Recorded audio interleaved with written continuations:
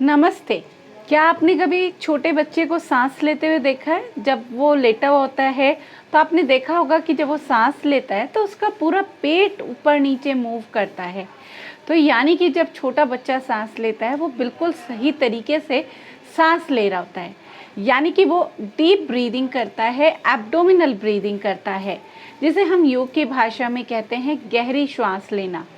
और जब आप एब्डोमिनल ब्रीदिंग करते हैं तो उससे आपकी बहुत सारी बीमारियां दूर होती हैं। लेकिन जैसे जैसे बच्चा बड़ा होता जाता है उसकी ब्रीदिंग जो है वो छोटी होती चली जाती है। पेट की जगह वो अपने लंग्स तक सीमित हो जाता है। और जैसे अगर किसी रोगी को देखा होगा तो वो अपने लंग्स का भी पूरा हिस्सा यूज़ नहीं कर पाते, वो डीप की जगह बहुत ही शैलो ब्रीदिंग करने लगते हैं, यानी कि लंग्स को भी पूरी तरीके से यूज़ करने में वो सक्षम नहीं रह पाते। तो हम आज यही सीखने वाले हैं कि डीप ब्रीदिंग यानी कि गहरी लंबी श्वास कैसे ली जाती है और इसको एब्डोमिनल ब्रीदिंग क्यों कहते हैं और इससे आपको फ़ायदे क्या होंगे। पहले हम फ़ायदे की बात करते हैं, क्योंकि जब आप गहरा लंबा श्वास भरते हैं तो इसे नाभि तक पहुंचाना होता है। इसको आपको गहरा लंबा श्वास लेते जाएंगे और इसे नाभि तक लेकर जाना है, और जब एक्सहेल करें तो पूरा आपका श्वास बाहर आना चाहिए।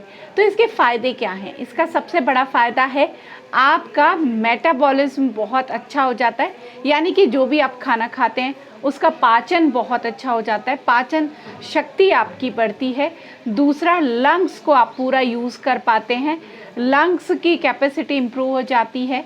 शरीर के अंदर ऑक्सीजन की पूर्ति हो पाती है, यानी कि जिससे शारीरिक तो रोग दूर होते ही हैं, आप मानसिक रूप से बहुत स्वस्थ रहते हैं।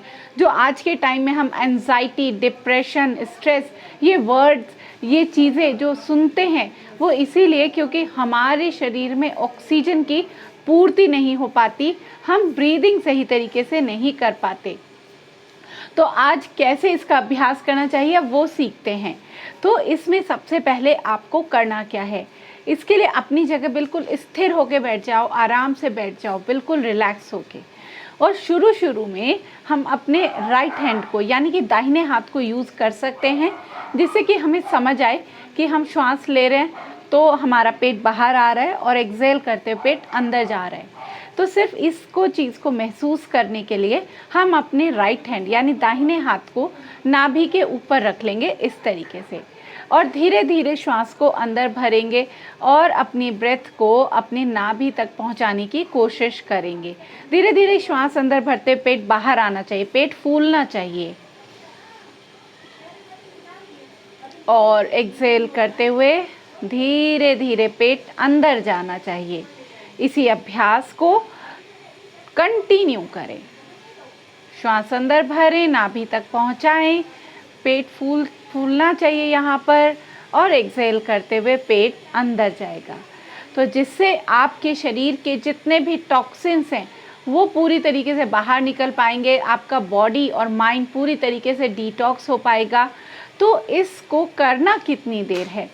शुरू में आप बहुत ज़्यादा देर नहीं कर पाएंगे, तो आप क्या करें, शुरू में 1 मिनट 2 मिनट से तो शुरू करें ही, 1-2 मिनट आप डेली प्रैक्टिस करें।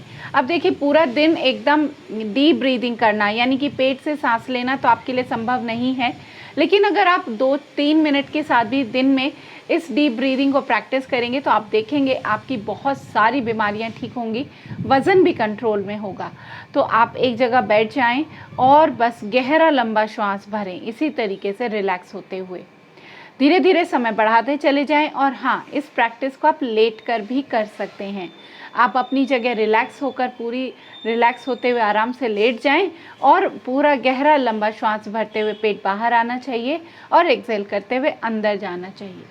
आप देखेंगे आपकी नींद बहुत अच्छी हो जाएगी, आपको नींद बिल्कुल बहुत अच्छे से एकदम लेटते ही नींद भी आ जाएगी, और आपका जो स्ट्रेस, तनाव, सब टेंशन दिन भर का सब दूर हो जाएगा।